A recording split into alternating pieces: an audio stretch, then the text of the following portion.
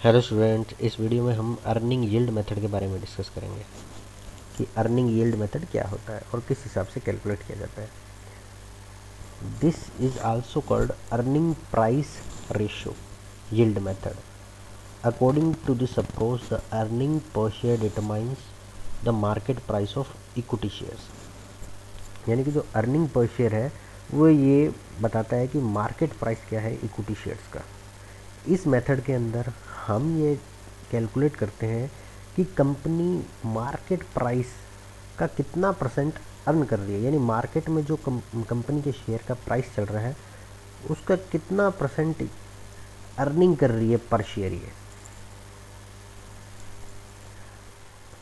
वो किस हिसाब से कैलकुलेट होगा, उसके प्रॉफिट से। उसका प्रॉफिट कितना है, प्रॉफिट को हम डिवाइड करेंगे नंबर ऑफ इक्विटी शेयर से, तो हमारा अर्निंग आ जाएगा।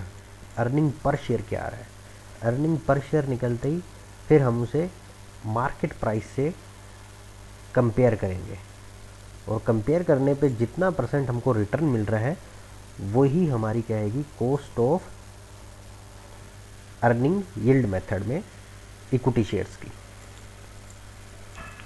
तो इसका फॉर्मूला हमारा है ईपीएस अपॉन में एमपीएस इंटू में 100। इसको हम एक एग्जांपल के थ्रू करते हैं कि जैन ट्यूब है, उसके 10,000 इक्विटी शेयर्स है, 100 इच फुल्ली पेड, और उसका प्रॉफिट आफ्टर टैक्स है 1,80,000। मार्केट प्राइस गिवन है 200। तो हमको cost of equity shares capital निकालनी है on the basis of earning yield method. तो सबसे पहले हमको ईपीएस कैलकुलेट करना पड़ेगा कि ये अर्न कितना कर रही है पर शेयर कंपनी। तो वो कैसे कैलकुलेट करेंगे, जो प्रॉफिट आफ्टर टैक्स जो इक्विटी शेयर्स के लिए अवेलेबल है वो गिवन है, ठीक है, 1,80,000। फिर उसको डिवाइड करेंगे हम नंबर ऑफ इक्विटी शेयर्स से। प्रॉफिट हमारा 180 है और इक्विटी शेयर है 10,000, तो पर शेयर कितना हमारे को प्रॉफिट हो रहा है ये कैलकुलेट कर लेंगे। ईपीएस बराबर प्रॉफिट आफ्टर टैक्स अपॉन में नंबर ऑफ इक्विटी शेयर्स, तो आ जाएगा हमारा 18 रुपीज़ हमारा आ जाएगा पर शेयर, हमारे को प्रॉफिट हो रहा है। अब यही हमारी कॉस्ट बन जाएगी, इसको हम एमपीएस से जब कंपैरिजन करेंगे तो ईपीएस अपॉन में एमपीएस इंटू में 100 करेंगे तो हमारा 9% आ जाएगा ये cost of equity share capital, cost of equity share after tax, ठीक है। Cost of equity shares after tax हमारा आ जाएगा 9%। तो मतलब इसका ये है कि कंपनी को 9% तो क्या है, प्रॉफिट कमाना ही कमाना है। मिनिमम रेट ऑफ रिटर्न है ये अपनी इन्वेस्टमेंट से, कि इतना परसेंट प्रॉफिट कमाएगी तो ही कंपनी का शेयर्स है वो आगे बढ़ेगा।